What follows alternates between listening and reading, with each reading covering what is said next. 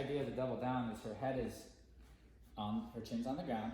That's why we love the double down, because it tells them to ignore everything. If the head goes up, we go on the e-collar until the head goes down, we release the pressure on the e-collar. We can change the intensity depending on what the dog needs. We have our trigger, which is a toy. I will roll it past the dog. And if her head comes up, e-collar pressure is turned on. And when the head hits the ground, the e-collar pressure turns off, and I tell her that she did a good girl. Good girl. Good girl. That's okay with those right now, okay? Because that's huge improvements. Like, that's all I need right there, girl. So she has a rule, and I have a rule that we both understand. Keep the chin on the ground. The mind will follow, all right? So there's that old saying, if you control the body, the mind will follow. And maybe that is even reversed, but if you control the dog's body and you make sure they lay down, they're gonna calm down a lot quicker than if they're running all over the place. So the mind is following her body here. So we're making her have her chin on the ground. Watch this. E-collar's on, you can see the light. I'm dialing up now for motivation, and then it's off. Okay? Good girl. Okay? And she understands that when she feels that e-collar pressure, that it means that she's making an error. She understands that.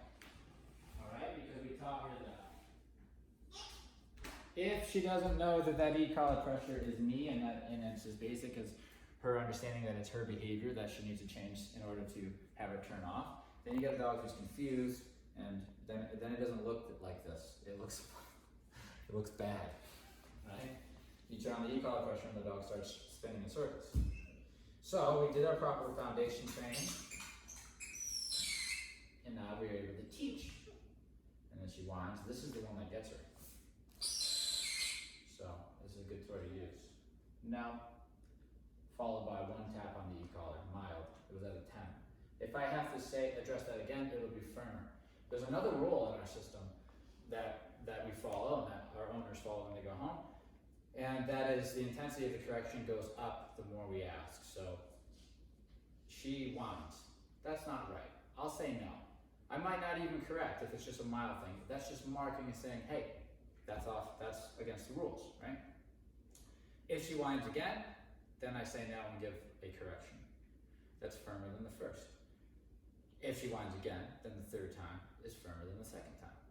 And then she's quiet, you know, she's kind of like puttered out and she's relaxed. I dial my numbers back down so that next time, if she does have one of these moments, I'll start low again and work my way up. This is our general rule of thumb. We do have times where we will go straight to a firm correction, but that is to be taught to the owner when, where, and how, okay? But that's the basics of what the dog understands of these rules and how the consequences are delivered, okay? We have these rules so that we know what we're doing, so that we're consistent, and that we can give it to the owners and they have the same model to follow, so it's very consistent. It's not randomly pick up the remote, randomly guess a number, and randomly start tapping on it. We have a system, okay? It's just...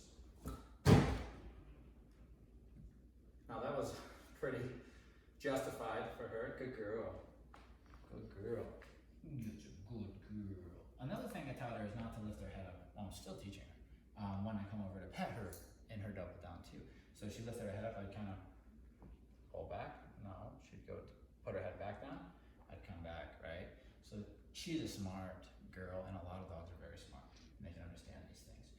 I think I'm gonna give her a break because she made big improvements. And just let her shake it off, let her have some fun, let her forget about it, and then put her back in the situation. That's what I like to do. Break. Good girl. Look at you. Oh, you did a good job. And see, because of the way we introduced this type of learning to her, she knows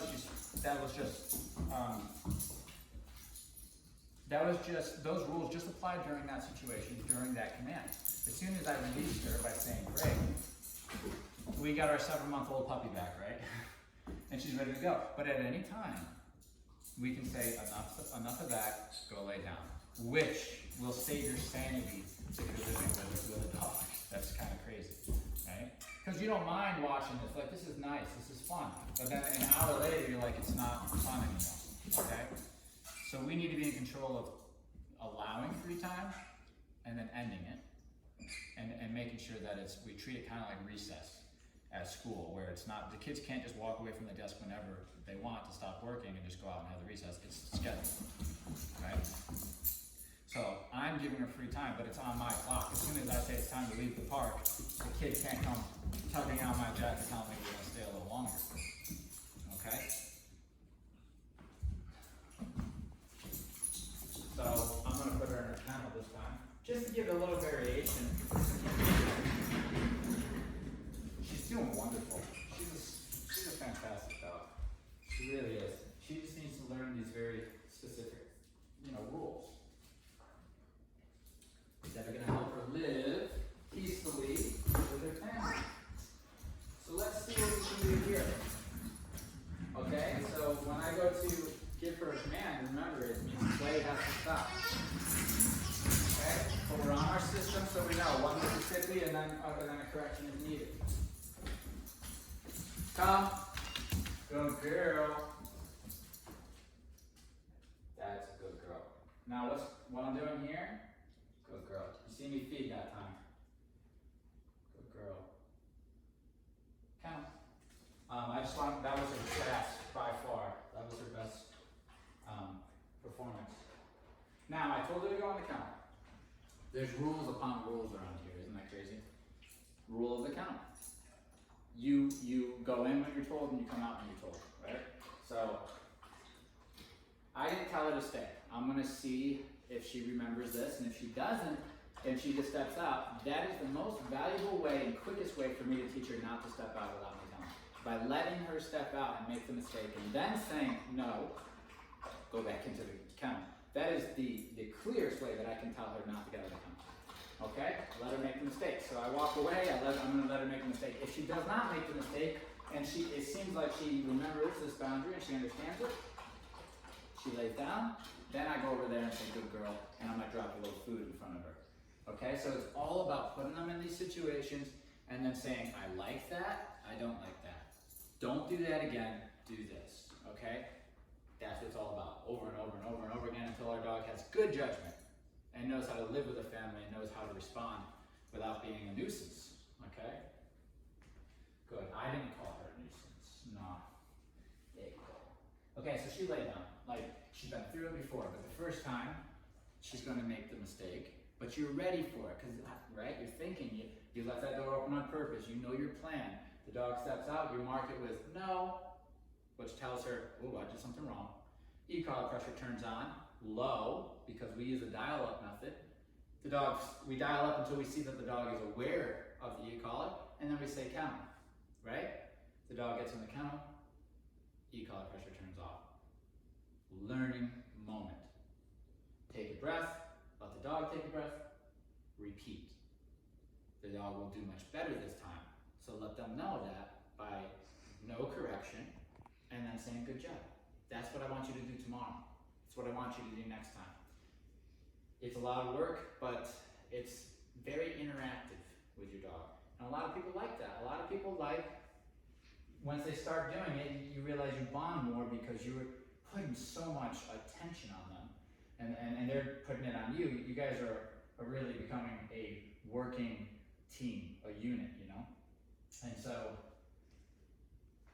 sooner or later, you put this work in, you're gonna have yourself a good companion. If you don't put the work in, they're gonna drive you nuts. Now I'm gonna recall her. And she's gonna have to go through all of these tempting toys to get to me.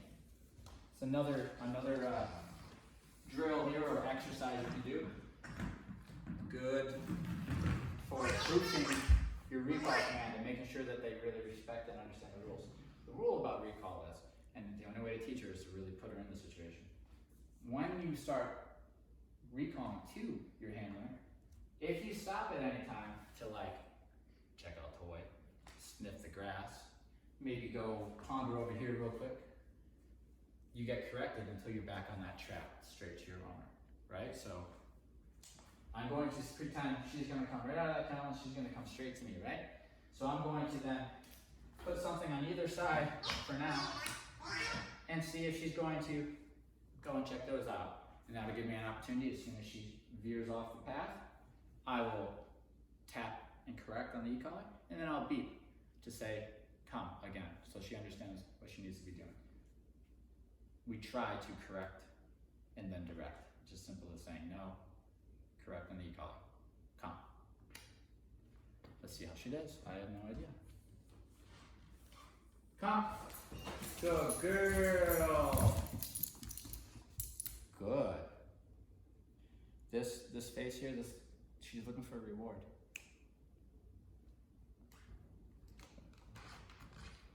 That's very good. Good. So I did reward her, but not immediately. I waited for her to calm down. I made sure that I could walk away without her doing any of this. Because if I were to walk away and she felt unreliable and jerky and looking like she was about to move at any minute, you don't want to feed that and reward that and say that's what our baseline for expectations are for our recall to sit. A recall to sit should be here, boom, relax, listening to what you have to say. Okay? Not sitting here waiting for a treat and just like ready to react at any noise. Okay? So to combat that, your dog comes to sit, they settle. You take a step away, they stay there, they look settled, good. Food. Okay? Little things like that, because we do not want to be rewarding an amped up state of mind during these commands, because that's what you'll get when you try to use them in real life. You'll get squirrely and unreliable. Okay?